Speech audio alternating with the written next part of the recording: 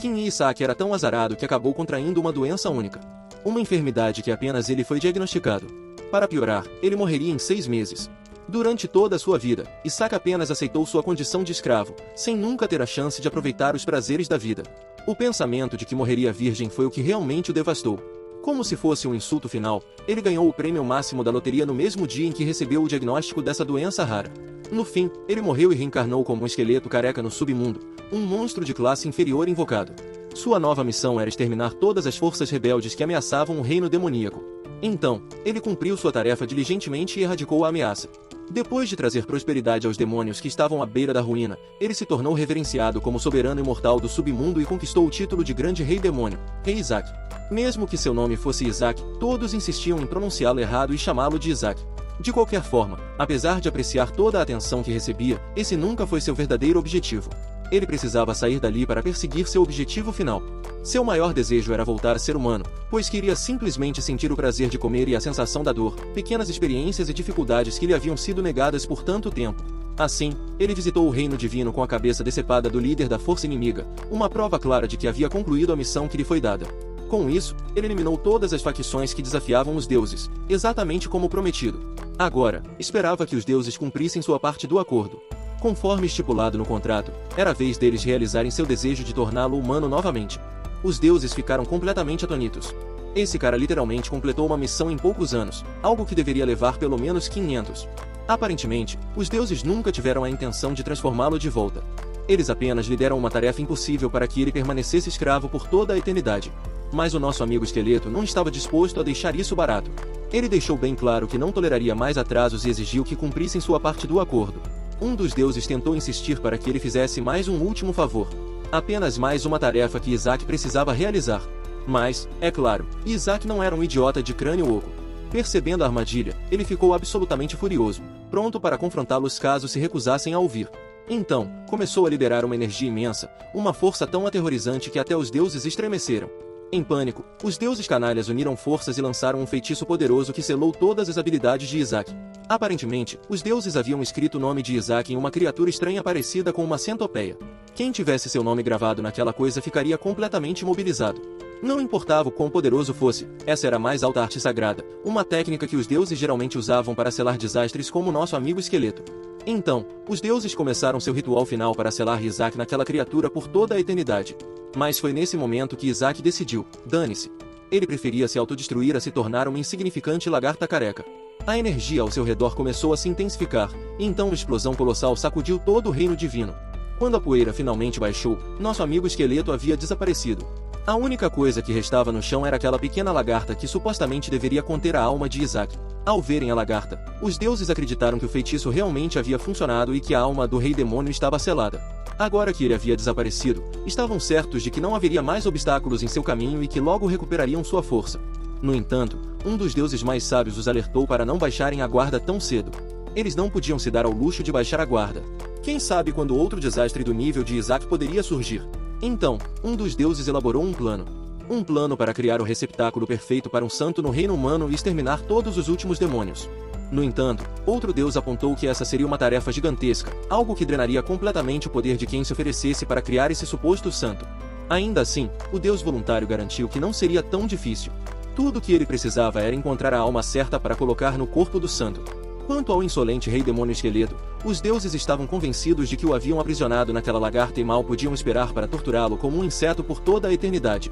Agora, vamos mudar para a perspectiva do nosso protagonista. Depois de ser enganado por aqueles deuses de quinta categoria, ele se viu reencarnado no corpo de um bebê.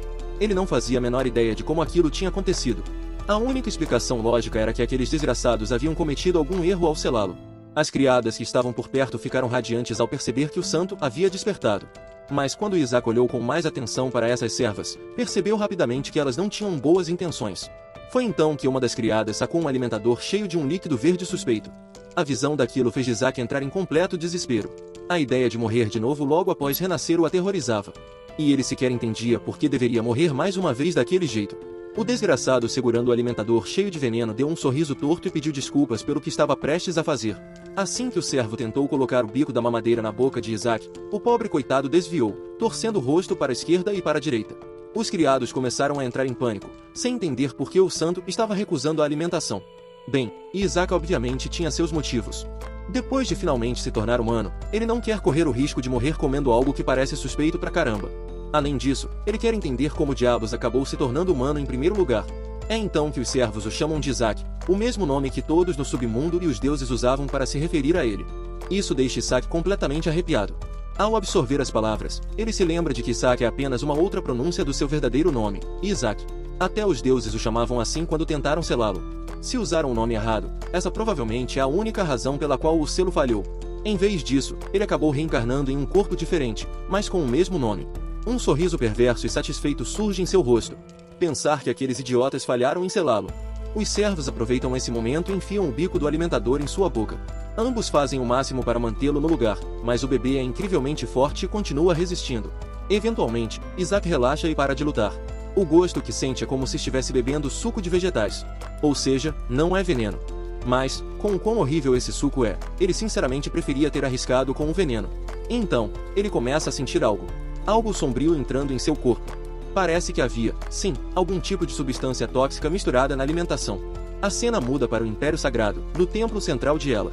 Lá, vemos um velho vigarista sorrindo satisfeito, convencido de que Isaac, um dos candidatos a santo, já deve estar batendo as botas.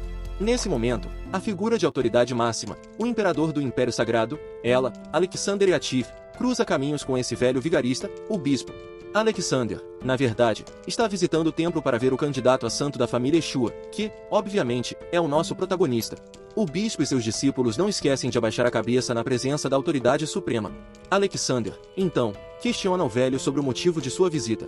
O velho vigarista força um sorriso falso e afirma que veio cumprimentar o candidato a santo da casa Esha. E, claro, ele tem certeza de que o imperador também está ali pelo mesmo motivo. Enquanto trocam palavras, alguém de repente grita alto, chamando a atenção de todos. Um mensageiro chegou com um relatório sobre Isaac. Dado o tom urgente, fica claro que há algo grave. Por dentro, o velho sente uma onda de satisfação, acreditando que seu plano deu certo. Alexander e sua comitiva de cavaleiros correm para o quarto onde Isaac está. Mas, ao contrário do que todos temiam, não há nada sério acontecendo. Acontece que a barriga de Isaac simplesmente ficou enorme. Depois de engolir todo aquele suco de vegetais, os servos revelam que Isaac tem um apetite absurdo. Ele já bebeu 15 garrafas daquele líquido sem gosto. Por mais adorável que essa notícia pareça, ela é igualmente devastadora para o velho desgraçado. O fato de esse pirralho ainda estar vivo depois de beber 15 garrafas de veneno está destruindo sua sanidade. Para entender como nosso garoto sobreviveu a essa quantidade absurda de veneno, vamos voltar um pouco, até quando ele tomou a primeira garrafa daquele suco insosso. No momento em que seu corpo começou a absorver o líquido, ele sentiu algo sombrio penetrando em si. Mas logo Isaac percebeu que, na verdade, se tratava de um veneno sagrado. Uma toxina devastadora, projetada para destruir o poder sagrado dos membros do clero. Ela não tem efeitos imediatos, mas, como ainda é um veneno, se o corpo absorver uma quantidade muito grande, pode ser fatal. Porém, esse veneno foi feito com mana demoníaca, e, como ex-rei demônio, essa substância não passa de um lanche perfeito para Isaac. Para ele, isso é praticamente uma erva relaxante. Ele poderia fumar essa parada o dia todo, e ainda assim teria o mesmo gosto incrível, não importa quantas vezes consumisse. Assim que terminou sua primeira garrafa, Isaac imediatamente fez um escândalo, exigindo outra. Os servos não tiveram escolha a não ser ceder, ainda mais porque sua missão era garantir que ele ingerisse uma quantidade suficiente do veneno. Então, é claro, ficaram mais do que felizes em continuar alimentando-o. Mas Isaac também não estava reclamando. Ele estava tão satisfeito quanto eles, absorvendo toda aquela mana demoníaca para si. Esse veneno o ajudava a acessar um reino além da mente consciente, comumente conhecido como um mundo inconsciente. E, no núcleo mais profundo desse reino, ele desejava criar seu próprio núcleo de mana. Ele então dá início ao processo, e uma esfera de fogo se acende em suas mãos. Em seguida, começa a canalizar a mana que absorveu do veneno para dentro do núcleo de mana. Já que ele precisa de um núcleo de mana para usar magia, decide primeiro prepará-lo. Mas sua experiência dá terrivelmente errado quando a mana explode. Quando a explosão se dissipa, o que ele vê está longe do normal. Um núcleo de mana deve ter uma das 3 cores primárias, mas o seu é branco. Ele não tem ideia do motivo. Só que a cor não é o verdadeiro problema. O que realmente o preocupa é a energia pura e avassaladora emanando desse pequeno núcleo, que nem está completamente formado ainda. Por mais assustador que isso pareça, Isaac não consegue conter um sorriso. Isso é uma verdadeira bênção disfarçada, algo muito além de suas expectativas. A ideia de um poder tão esmagador sendo contido dentro desse pequeno corpo é simplesmente empolgante. E mais do que isso, se ele aprimorar suas habilidades corretamente, nem consegue imaginar que tipo de monstro acabará se tornando. Enquanto se encontra à beira de alcançar novos patamares, sua mente vagueia pelo passado. Uma vida onde foi forçado a morrer como um perdedor patético, sem ter conquistado nada. Tudo que ele sempre quis foi sobreviver, e esse desejo ardente o levou a reencarnar como um esqueleto careca. Trabalhou incansavelmente como um demônio, criando bufos e habilidades originais através de puro esforço. E agora, parece que esses feitiços também foram herdados por esse pequeno corpo. Enquanto Isaac estava perdido em sua turbulência subconsciente, os dois servos começaram a entrar em pânico. Por um momento, pensaram que o garoto poderia estar morto, já que ele não se movia havia um bom tempo. Mas então, do nada, Isaac ergueu um dedo em direção ao teto e, aumentando seu volume ao máximo, começou a exigir outra garrafa de veneno. Voltando ao presente, Alexander e seus cavaleiros ficam aliviados ao ver que as coisas não eram tão ruins quanto temiam. Até mesmo nosso garoto suspira de alívio, já que por um momento achou que estava prestes a ser assassinado. Então, Isaac nota o bispo olhando para ele com um olhar de puro desprezo. Isso faz nosso garoto se perguntar: por que diabos esse velho está olhando para ele assim? Talvez ele tenha comido demais e isso esteja causando esses olhares desnecessários? Ele rapidamente sacode esse pensamento e decide simplesmente agir como uma criança. Não quer reagir de forma exagerada ou agir de maneira suspeita que possa atrair atenção indesejada. Então, continua fingindo ser uma criança inocente, enquanto o velho ferve de raiva mal contida. Do ponto de vista do bispo, Isaac já deveria estar no chão, cuspindo sangue e lutando por seu último suspiro. Em vez disso, esse pirralho insolente está sorrindo de orelha a orelha, como se estivesse zombando dele. E isso está tirando o velho do sério. Alguns dias antes, na sede da Santa Sé, foi revelado que qualquer um agraciado com título de santo também ganharia o controle sobre o Império Sagrado. E esse cara de cabelo dourado não está nem um pouco feliz com isso. Ele tem certeza absoluta de que o único motivo pelo qual todas as famílias nobres estão tão ansiosas para declarar um de seus filhos como santo é por causa do poder que acompanha o título. E ele deseja esse poder todo para si. O mesmo velho de sempre, o bispo, assegura a seu mestre que cuidará dos outros candidatos a santo, garantindo que não reste ninguém em seu caminho. O cara de cabelo dourado então pergunta sobre alguns rumores desagradáveis que tem ouvido. De acordo com sussurros, um novo candidato a santo apareceu na casa Isha, a mesma família que tem fortes laços com o imperador. Bem, parece que estão falando do nosso garoto. O bispo imediatamente fica tenso, sabendo muito bem que lidar com o candidato a santo da casa Isha será o maior desafio até agora. Mas, mesmo assim, ele tranquiliza seu mestre, garantindo que o garoto estará morto muito antes de o imperador ter a chance de escolhê-lo como santo. Mas parece que esse loiro dourado ainda não está satisfeito. Então, ele ordena que o bispo retorne à casa Isha para verificar o cadáver do candidato a santo e relatar de volta. Esse cara de cabelo dourado não é ninguém menos que o cardeal Ari Barré, o chefe da casa Barré. Seu principal objetivo é eliminar todos os outros candidatos a santo das famílias rivais, garantindo que o próximo santo venha de sua própria casa, a casa Barré. No presente, enquanto o velho encara a criança muito viva à sua frente, ele teme absolutamente por seu destino. Tudo o que pode fazer é ficar ali, suando frio, sabendo muito bem que o cardeal cortará sua cabeça por falhar nesta missão. Enquanto isso, Alexander está profundamente intrigado com o cabelo loiro platinado impressionante de Isaac. Isso lembra do fundador do Império, que tinha a mesma cor de cabelo. O velho no fundo começa a perder a compostura. Comparar esse garoto ao fundador do Santo Império é pura blasfêmia. Ao ouvir o bispo usar majestade como honorífico para se dirigir a Alexander, Isaac rapidamente percebe que esse homem deve ser o próprio imperador. Alexander, por outro lado, continua apenas falando verdades.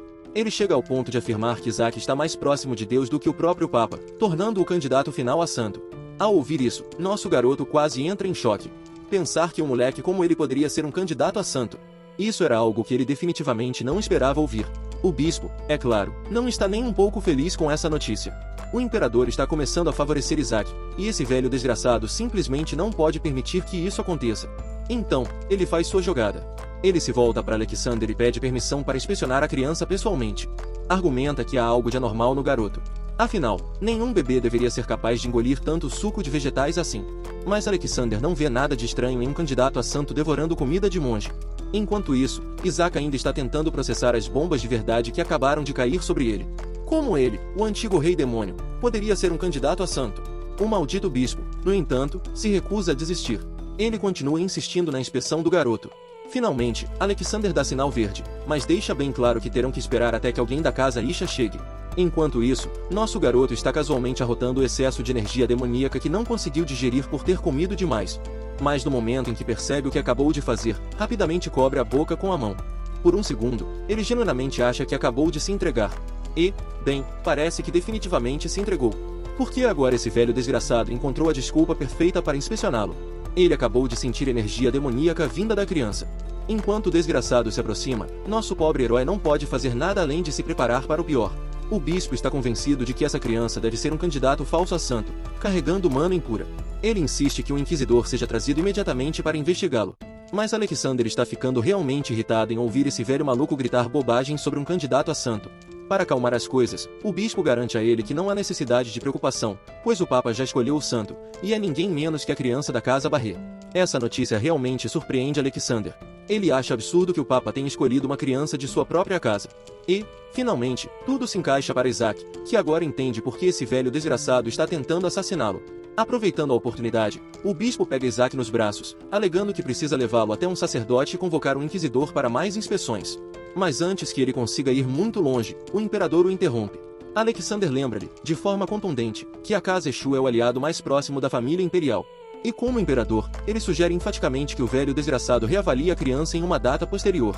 O velho desgraçado para, mas logo retorna com uma ameaça suave, porém clara, direcionada ao imperador.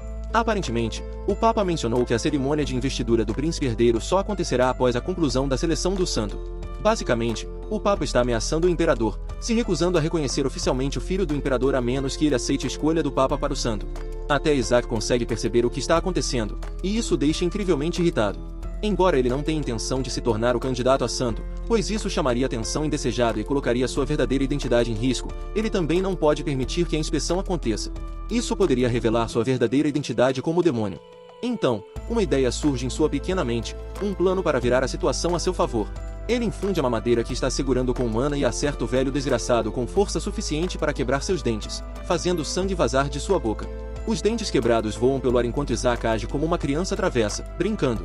O velho luta para entender como algo tão simples pode doer tanto, mas Isaac continua fazendo o papel da criança fofa e inocente. Vendo a força do menino, o imperador declara que essa criança deve realmente ser o santo. Até o velho está sem entender de onde vem todo esse poder divino. Isaac não para por aí. Ele balança a mamadeira novamente e dá outro golpe brutal, continuando seu bombardeio implacável, um golpe após o outro. Pode-se dizer que este é um dos piores dias que o velho desgraçado já teve. Enquanto isso, o imperador se diverte a cada momento, satisfeito em ver um candidato tão capaz para o título de santo. Isaac, por sua vez, reforça a mamadeira com magia e dá o último golpe para selar a situação. Mas, de repente, ele percebe algo incomum em seus próprios poderes. Cada vez que ele usa mana, pode sentir uma leve quantidade de poder sagrado também. Isso ocorre porque mana e poder sagrado são incompatíveis e normalmente não podem ser usados juntos. A única explicação para essa estranha ocorrência é a influência do núcleo de mana agora residindo dentro dele. O velho finalmente agarra a mamadeira, jogando-a longe em um acesso de raiva, declarando que o bebê é um herege e que devem imediatamente usar a arte da exorcização sagrada para colocar o último prego no caixão. Isaac enfia a mão dentro da jaqueta do velho e puxa uma mão sinistra. Ver essa mão em público deixa o velho completamente devastado. Ele sabe que agora está em sérios apuros. A mão, na verdade, é o cadáver de um demônio de alto escalão selado. Em outras palavras, é um totem. O totem é um artefato que utiliza as características dos demônios que consomem os corpos de outros demônios para absorver seu mana. Isaac manteve esse totem com ele o tempo todo, caso se encontrasse com demônios. O velho perde completamente o controle quando percebe que essa criança até sabe sobre o totem. Isaac então joga o totem no chão, tornando-o visível para todos. Assim que o totem toca o chão, Isaac estala os dedos e o monstro demoníaco dentro dele é liberado. Enquanto os observadores estão absolutamente chocados, Melkar está atônito. Esse é um verdadeiro momento de dab para ele. A descoberta do Lis das Sombras deixa o imperador em alerta máximo. Ele grita para o bispo da família Barré por ter invocado um demônio dentro do templo deles. O bispo tenta culpar a criança, acusando-a de ter retirado o totem. Mas o imperador lembra a ele que totens só podem selar demônios mortos, então uma simples criança não poderia ter feito algo assim. Rapidamente, o imperador ordena que seus homens protejam a criança do demônio e do bispo. Nosso pequeno protagonista é rapidamente levado, fazendo um sorriso arrogante para a cara do velho, mexendo com ele para sempre. Mais importante, ele está curioso para descobrir a força do bispo. De repente, a figura demoníaca ruge ao entender seu objetivo, matar o santo a qualquer custo. Isso coloca nosso garotinho em grandes problemas, porque o monstro na sala colocou seus olhos em matá-lo, particularmente. Os guardas reais se adiantam para proteger o jovem mestre a qualquer custo. Mas até Isaac não entende o que está acontecendo, já que ele é o responsável por invocar o demônio, e mesmo assim, ele está sendo o alvo. Ele não está preocupado, no entanto, porque acredita que a tropa de cavaleiros reais será suficiente para protegê-lo. Aquela atitude descomplicada sai pela janela quando um dos guardas é jogado na parede mais próxima. Agora ele fica se perguntando se esses caras são competentes de verdade. Como os cavaleiros reais, o monstro demoníaco alcança Isaac e o guarda que o protege. Essa criatura parece determinada a alcançar seu objetivo de salvar o rei aprisionado. Por algum motivo, o guarda que o está segurando está apavorado, enquanto mais de seus amigos estão sendo jogados para o alto como brinquedos. Isaac percebe que deve intervir. E ele pode fazer isso facilmente, pois ninguém notará o uso de sua mana no meio do movimento caótico. O monstro demoníaco avança para atacar Isaac, enquanto ele se pergunta por que há um grupo inteiro de pessoas tentando assassinar um maldito bebê. Isaac está irritado por ter acabado de libertar o demônio do chá. E ainda assim, esse ingrato está tentando matá-lo. Ele invoca seu verdadeiro eu, o de um senhor demoníaco, incutindo extremo medo no demoníaco. O monstro fica chocado por estar na presença do rei esquelético. Mas logo depois, o garoto libera sua mana e brilha intensamente, surpreendendo o imperador e seus guardas, já que cada brilho que emite engole até o demônio, fazendo-o fugir. Gritando de medo, o demônio escapa. Mas todos acabaram de testemunhar a verdadeira potência do poder sagrado em ação. Os guardas não conseguem acreditar que o jovem mestre possa derrotar um alto demônio. Eles o admiram profundamente. Enquanto isso, nossa pequena e selvagem máquina de matar está seriamente surpresa por conseguir canalizar poder sagrado. Ele realmente não entende a situação em que está preso. O poder sagrado se esgota. Mas aqui está o detalhe: seu corpo atual permite que ele converta sua reserva pessoal de mana em poder sagrado, o que também o preocupa, pois agora não será capaz de reunir nenhuma mana sombria. Isso faz perceber que não há mana sombria no Império Sagrado. O bispo é capturado, apesar de gemer acusações de que o garoto é um herege. Ele culpa o jovem mestre por ser um demônio e até se oferece para exorcizá-lo em nome do imperador. Mas o imperador já teve o suficiente das divagações desse sujeito. E, de fato, tudo o que ele fez até agora foi acusar uma criança de heresia, quando ele próprio libertou um demônio superior contra os cavaleiros reais. O imperador fala em um tom firme, enfatizando que o bispo não será poupado tão facilmente por seus atos traiçoeiros. Isso é uma péssima notícia para ele e seu grupo, pois o imperador está cada vez mais perto de descobrir a verdade sobre seu espião. O bispo teme que isso inevitavelmente prejudique a reputação dos Sanctazetes. Então, ele tenta lançar um feitiço às escondidas, sacrificando sua própria vida pelo bem de sua família. O bispo liberta uma poderosa besta de mana, agora obcecado com seu objetivo de matar o candidato a santo a todo custo.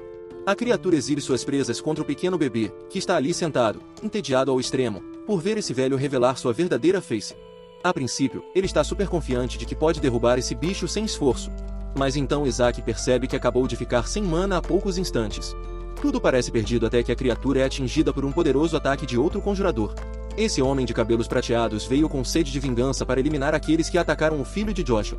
É o devoto Azur e seu esquadrão de cavaleiros a serviço da casa Joshua. Reli é o líder desse grupo, além de ser o tio do garoto.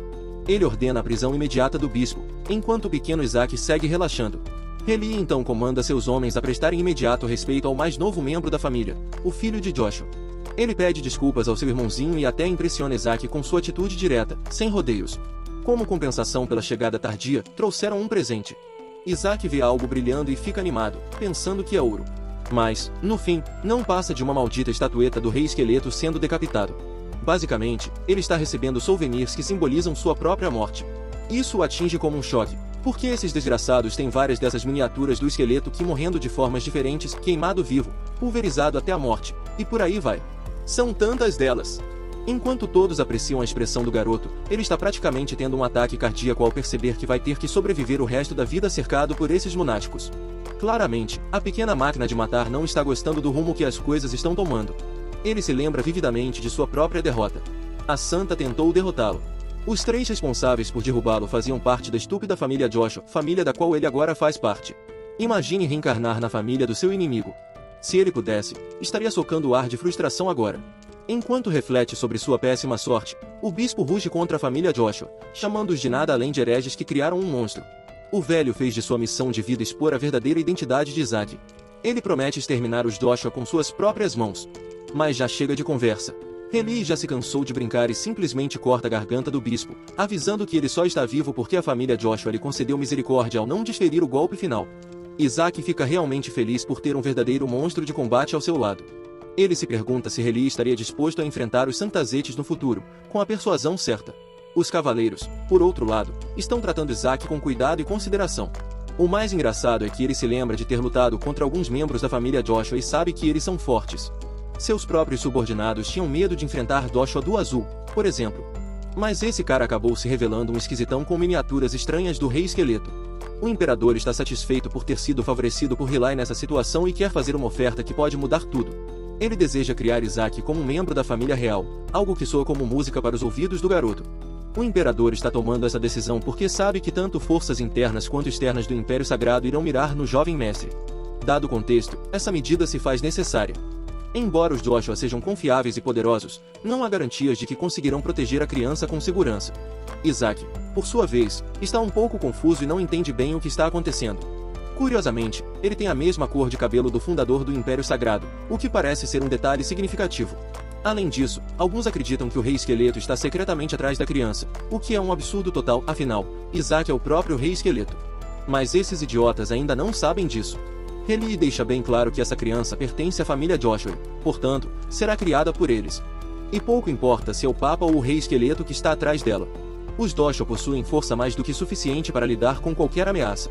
A Santa Melissa, membro da família, está na verdade ansiosa para enfrentar o Rei Esqueleto. Não há como eles simplesmente entregarem um descendente direto dela para a família imperial como se fosse um presente. O nome Melissa faz o coração de Isaac congelar de medo, pois ele se lembra que ela foi sua oponente final no Reino Divino. Ela foi o inimigo mais aterrorizante que ele já enfrentou. Então, vamos adicionar mais uma camada ao sofrimento do Rei Esqueleto. Não bastava ter nascido na linhagem de seus inimigos, Isaac também é descendente direto da única mulher que mais quebrou a cara dele. A essa altura, ele está seriamente questionando o que diabos está acontecendo. Vamos dar um rewind e entender melhor o que significa ser uma santa. Tendo sido derrotado muitas vezes pelo Rei Esqueleto, o povo decidiu forjar santas armas de guerra vivas, treinadas para punir o mal e revestidas de magia sagrada. Elas ocupavam a mais alta posição entre os cavaleiros do Império e eram a última esperança da humanidade para destruir o Rei Esqueleto de uma vez por todas.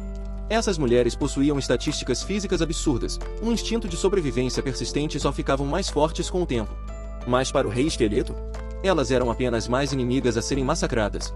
O detalhe é que ele nunca as matava completamente. Ele apenas as feria o suficiente para que fossem consideradas derrotadas. Ele sabia que a energia sagrada delas sempre retornava aos deuses após a morte, permitindo que surgissem versões ainda mais poderosas no lugar. Agora, voltemos para Melissa, a última santa que ele enfrentou. Ela foi, sem dúvida, sua oponente mais formidável. A luta entre os dois o levou à beira da morte. E agora, essa mulher aterrorizante é a sua ancestral. Que vida! Rayleigh argumenta que as santas existem unicamente para derrotar o Rei Esqueleto e que apenas a linhagem dos Joshua é capaz de produzi-las. Seu objetivo final é exterminar qualquer um que se oponha ao caminho dos deuses. Muitas santas sacrificaram suas vidas apenas por desafiar o Rei Esqueleto, mesmo que ele nunca as tenha matado. Acontece que Isaac uma vez prendeu uma santa em um labirinto. É engraçado porque sua intenção era libertá-la, mas ela era péssima em navegação. 5 santas morreram de frustração, em vez de irem ao hospital para tratar seus ferimentos. Rayleigh conforta a criança, lembrando-a de que farão de tudo para protegê-la, mesmo que esteja amaldiçoada. Mas, na realidade, Isaac está metendo porrada no ar porque ninguém está sofrendo mais do que ele. Rayleigh quer que a criança tenha apenas um propósito, que ela se torne qualquer coisa, menos o Rei Esqueleto. O que é bem engraçado, considerando que esta é a versão bebê do mesmo maldito arqui-inimigo deles. Isaac se desculpa por ter destruído os sonhos de seus pais simplesmente por existir. O imperador tenta botar um pouco de juízo em Rayleigh, lembrando que o Rei Esqueleto já foi derrotado há mais de um século. E é aí que Isaac percebe que ele reencarnou bem no futuro. E isso significa que ele não precisa mais temer Melissa. Desde então, os demônios prosperaram. O imperador argumenta que os poderes de Isaac são mais valiosos para a família imperial do que qualquer outra coisa.